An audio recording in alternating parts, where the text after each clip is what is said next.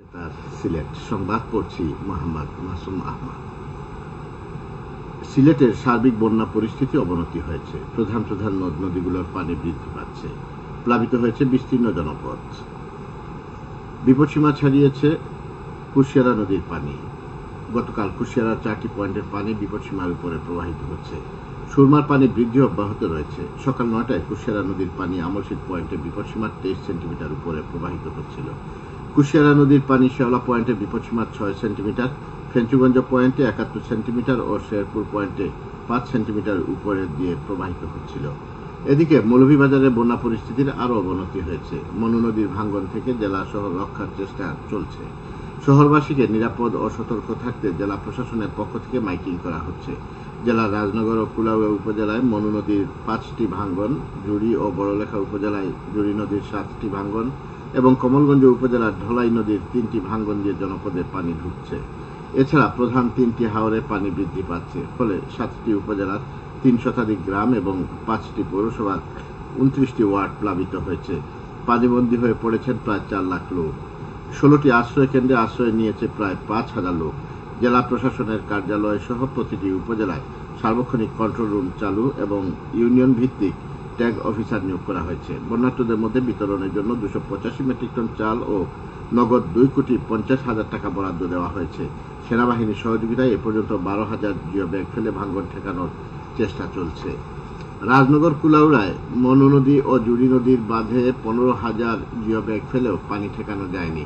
শেষ খবর পাওয়া পর্যন্ত মনু নদীর পানি কুলাউড়া রেলওয়ে ব্রিজে 105 সেন্টিমিটার, জেলা শহরের চাঁদনীঘাট ব্রিজে 115 সেন্টিমিটার, কমলগঞ্জের রেলওয়ে ব্রিজে ধলাই নদীর পানি বিপদসীমার 32 সেন্টিমিটার, ভবানীপুরের জুড়ি নদীর পানি বিপদসীমার 190 সেন্টিমিটার এবং সদর উপজেলার শেরপুর পয়েন্টে কুশিয়ারা নদীর পানি বিপদসীমার 5 সেন্টিমিটার উপর দিয়ে প্রবাহিত হচ্ছে।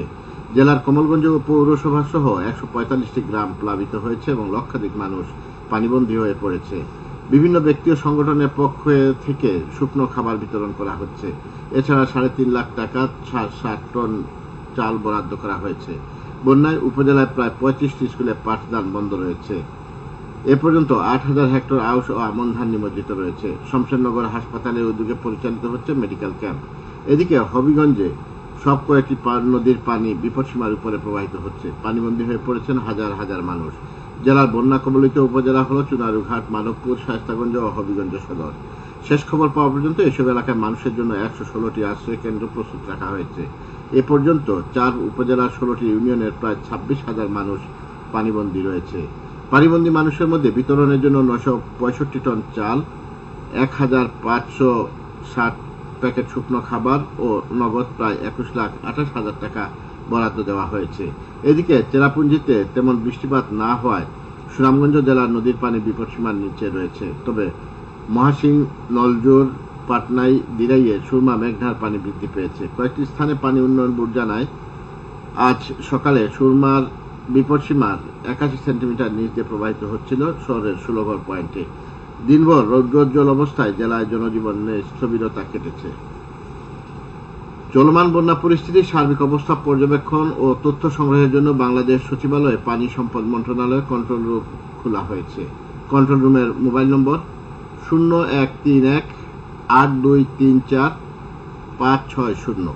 আমি আবারও পড়ছি 013182345560। কন্ট্রোল রুমের দায়িত্বপ্রাপ্ত কর্মকর্তা কর্মচারীগণ চলমান বন্যা পরিস্থিতি বিষয়ে সংশ্লিষ্ট জেলায় স্থাপিত কন্ট্রোল রুম ও পানি উন্নয়ন বোর্ডে স্থাপিত কন্ট্রোল রুমের সাথে সার্বক্ষণিক যোগাযোগ রাখবে।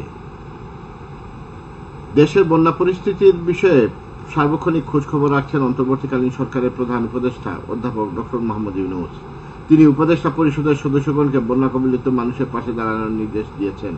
গতকাল রাষ্ট্রীয় অতিথি ভবন যমুনায় অনুষ্ঠিত ক্যাবিনেট সভায় এই নির্দেশনা দেন তিনি। সন্ধ্যায় প্রধান উপদেষ্টার প্রেস সচিব শফিকুল আলম ফরেন সার্ভিস একাডেমিতে এক প্রেস ব্রিফিংয়ে বলেন, ক্যাবিনেট বৈঠকে বন্যা পরিস্থিতি নিয়ে বিস্তারিত আলোচনা হয়েছে এবং ডক্টর ইউনূস উপদেষ্টা পরিষদের সদস্যগণকে বন্যা কবলিত এলাকা পরিদর্শনের কথা বলেছেন। তিনি জানান 10 জেলা বন্যা কবলিত হয়েছে এবং সর্বশেষ হিসাবে 36 লাখ মানুষ বন্যা কবলিত হয়েছে। দুর্গত মানুষের পাশে দাঁড়াতে উপদেষ্টাগণ এই জেলাগুলো পরিদর্শন করবেন বলে তিনি উল্লেখ করেন। আবহাওয়া অধিদপ্তরকে উদ্ধৃত করে শফিকুল আলম বলেন, দীর্ঘ সময় ধরে অতিবৃষ্টির কারণে বন্যা পরিস্থিতির সৃষ্টি হয়েছে।